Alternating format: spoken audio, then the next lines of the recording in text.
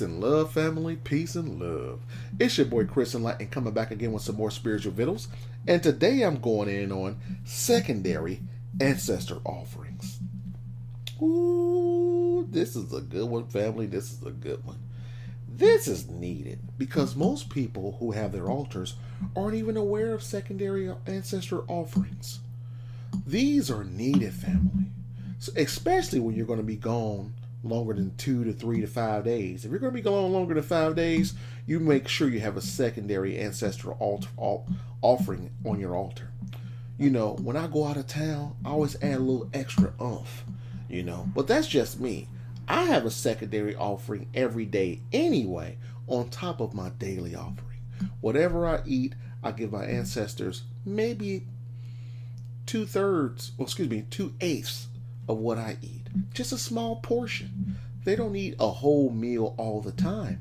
Now, if I'm doing some magic and I make a pact with my ancestors and some other divine forces, I'm going to give them steak and potatoes every day for 7 days. I'll do that. Give them a good, nice meal. But for the most part, I just give them a little bit of what I eat every day. I don't care if it's breakfast. Sometimes I give them breakfast. If I have a big lunch, like I can't eat it all, I put it on my altar. If I do a big dinner, I'm giving them some anyway. But again, if I'm going out of town, I make sure I have some summer sausage on my altar. Ancestors love meat. It's not that they're going to bite into this meat, but the energy within this meat will sustain them. My aunt, she loved garlic. She used to suck on garlic chips. I love the smell of garlic. Every time I touch or use or taste garlic, I instinctively think of her. So I keep some garlic on my ancestral altar for her. Small pumpkins. This is a great secondary offering for your ancestors. There's a lot of good energy in these. Dried beans. These can last on your altar for a long time. So I'm not sure how your finances are, but if your finances are tight and you don't really have enough money to, eat every day like that, you can always put some dried beans on your altar and accompany it with some rice if you like. You know what I'm saying? Put some rice, dried beans on your altar for your ancestors so they can feed off of that.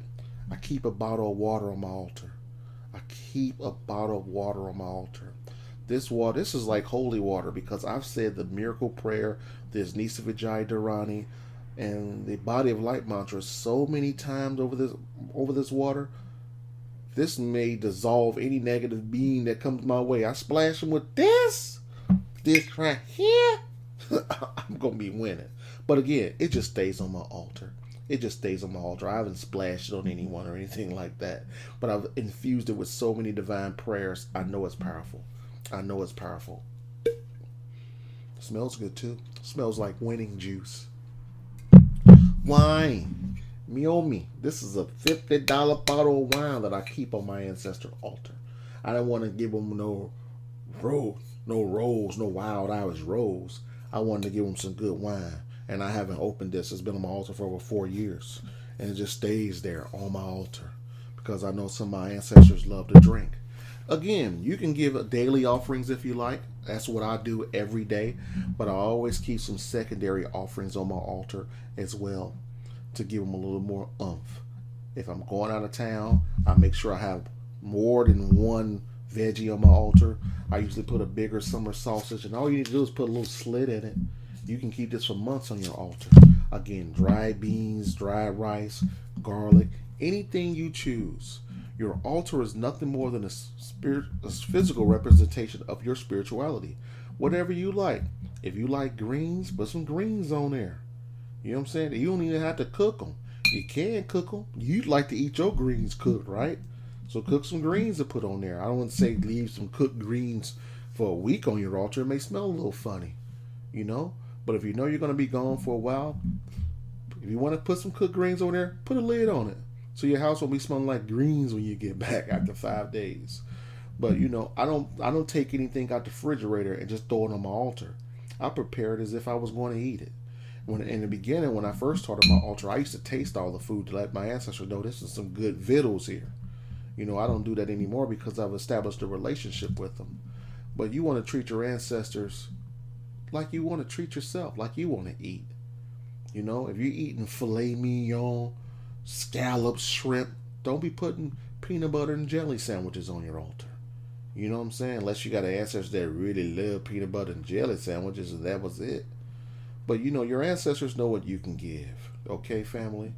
So on that note, I hope you learned a little something from this video. Secondary ancestor offerings are great. It's a great way to sustain your ancestors when you're on vacation and you can't tend to your altar daily. Okay? So on that note, family, peace and love. Keep winning. Keep working with your ancestor altar. Allow your altar to alter your reality. And work your own magic. Be creative. Have some spiritual ingenuity about your spiritual practices. Okay?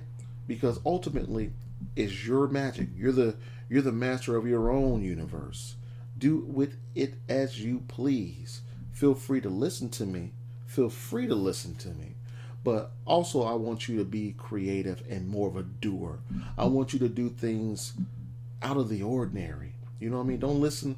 Don't act as if there's rules and things like that. These are just things that I've done that helped me win, and I want to share them with you. So on that note, family, peace and love. Winning!